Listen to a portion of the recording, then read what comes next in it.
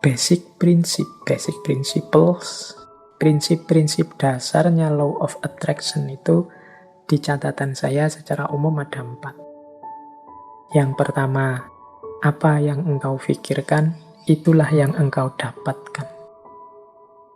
Yang kedua, pikiranmu menentukan bagaimana hidupmu.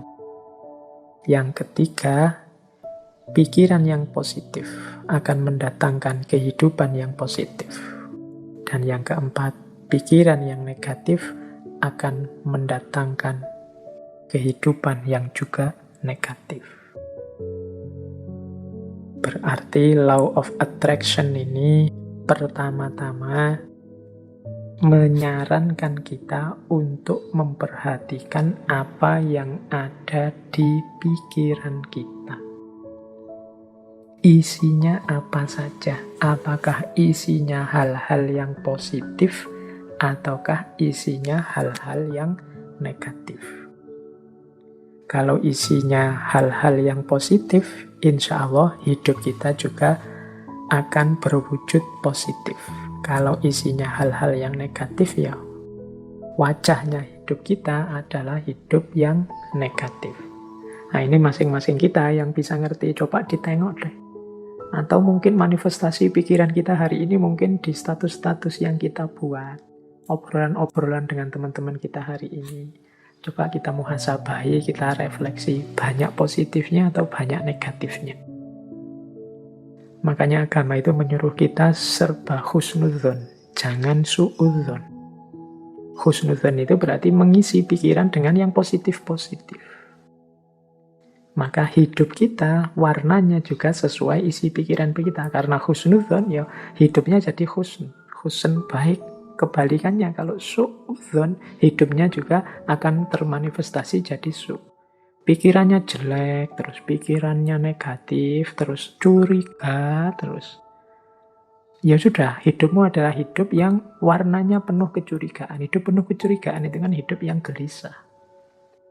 Dari mana kegelisahan itu muncul? Engkau sendiri yang menciptakan. Dengan suudzonmu tadi, prasangka burukmu tadi. Coba tadi kamu prasangka baik, hidupmu jadi tenang. Dari mana ketenangan itu datang? Ya engkau ciptakan sendiri tadi, karena engkau suudzon. Ya bayangkan ya mudahnya, misalnya kalian mau naik kendaraan umum, naik bis atau kereta. Itu kalau pikiranmu serba prasangka buruk, jangan-jangan nanti dicopet, jangan-jangan nanti di tengah jalan keretanya tabrakan mogok, jangan-jangan pikirannya jelek terus. Maka kalian tidak akan bisa menikmati perjalanan. Sepanjang jalan mungkin kamu gelisah ini, jangan-jangan nabrak, jangan-jangan nanti ketemu orang jahat, jangan-jangan tidak tenang perjalananmu. Dari mana ketidaktenangan itu datang? Ya kamu awali dari pikiranmu sendiri tadi. Tapi coba engkau husnudzon, jadi pikiran yang bersih, tidak curiga, yakin dengan kenyamanan, keamananmu, ya perjalananmu nyaman.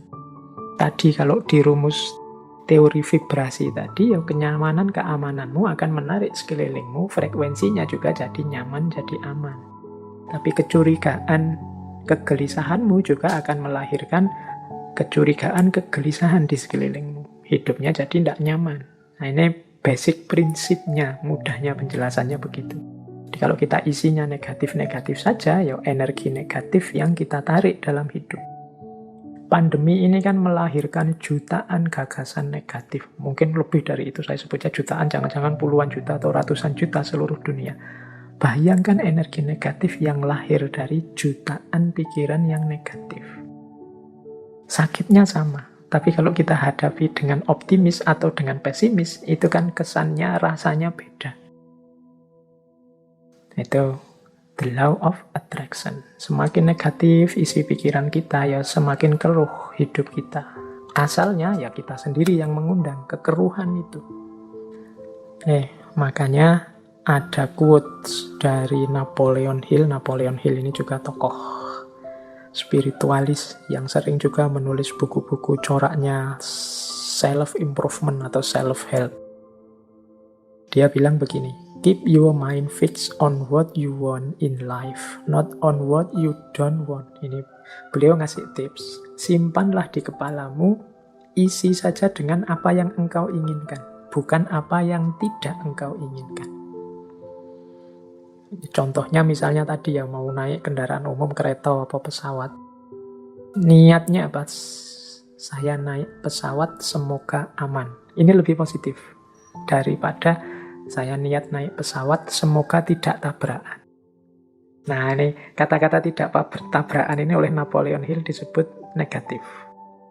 Jadi mending kita pakai kalimat yang positif untuk menghadirkan tadi energi dan vibrasi yang positif. Disimpanlah hal-hal yang positif di kepala, bukan hal yang negatif. Misalnya hari ini ada pandemi, ya mari kita berdoa semoga kita sehat. Bukan fokus pada semoga penyakitnya tidak menyerang kita. Itu ada tidaknya. Tidak itu mudahnya didefinisikan sebagai negatif.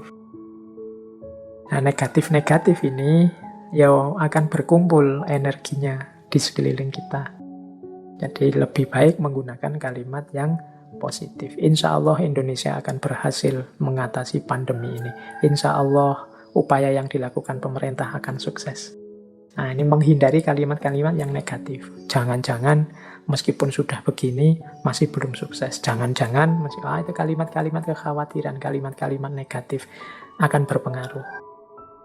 Jadi kuncinya the law of attraction itu hindari pikiran-pikiran negatif, hindari pernyataan-pernyataan yang negatif. Karena itu akan menjadi kunci hadirnya energi-energi yang negatif di sekeliling kita. Itu ada quote juga yang saya bawa dari Henry Ford. Teman-teman mestinya kenal tokoh ini. Ini berhubungan dengan otomotif ini, Henry Ford. Ada quote yang terkenal sekali dari Henry Ford ini. Whether you think you can or you can't, either way you are right. Apakah engkau menganggap dirimu mampu atau tidak? Dua-duanya benar. Kita kan sering menggunakan kalimat-kalimat yang mengekspresikan ketidakmampuan diri.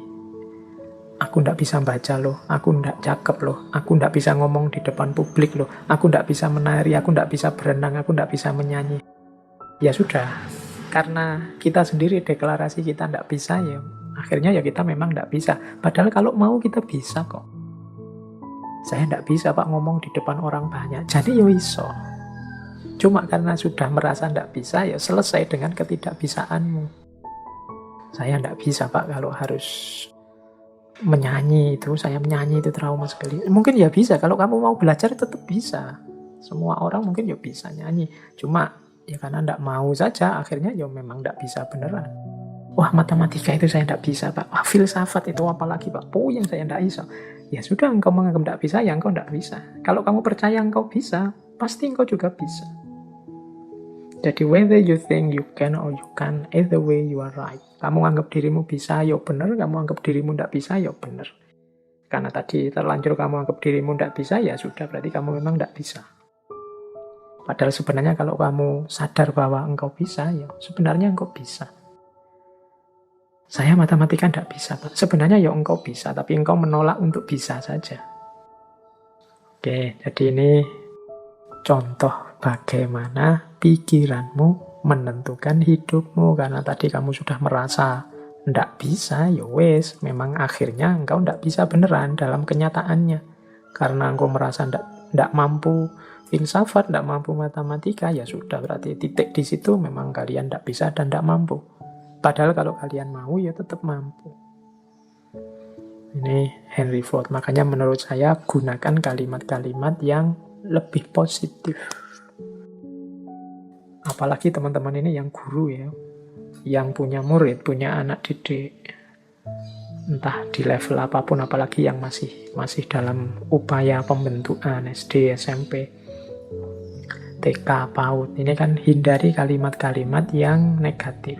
Masukkan dalam isi kepala anak-anak kita itu hal-hal yang positif, yang membentuk dirinya secara positif, yang penuh harapan, yang penuh keyakinan akan masa depannya, yang menumbuhkan potensi-potensi tersembunyinya. Yakinkan bahwa mereka bisa apapun yang mereka inginkan, kalau mereka mau. Asumsi-asumsinya apa sih the law of attraction itu? Jadi yang pertama, energi mengalir kemana perhatian seseorang tertuju. Mengapa sih meyakini the law of attraction? Apa yang kita yakini itulah yang terwujud. Karena ketika kita meyakini sesuatu, fokus pada sesuatu, energi kita mengalir ke situ semua. Pokoknya saya harus berhasil di sini, saya harus sukses ini, saya harus mampu melakukan ini. Nah, itu energi kita mengalir ke situ semua. Ya wis, mudahnya sering saya ilustrasikan kan kalau orang jatuh cinta. Itu energinya fokus semua pada yang dicintainya, sehingga kadang-kadang dia bisa melakukan apapun yang untuk dirinya sendiri saja mungkin tidak dilakukan, tapi untuk yang dia cintai, dia mampu melakukannya. Kenapa? Energinya mengalir ke situ semua, karena pikiran perhatiannya ke situ semua. Jadi asumsi pertamanya itu, ketika kita fokus pada sesuatu, maka semua potensi diri kita ke situ semua. Itu yang pertama, asumsinya itu.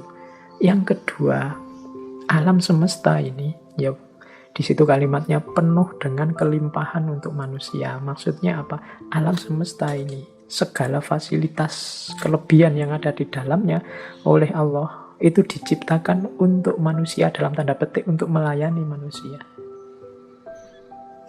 Kita ini kan makhluk yang dihadirkan ke bumi setelah bumi siap untuk kita huni. Karena memang bumi disiapkan untuk manusia.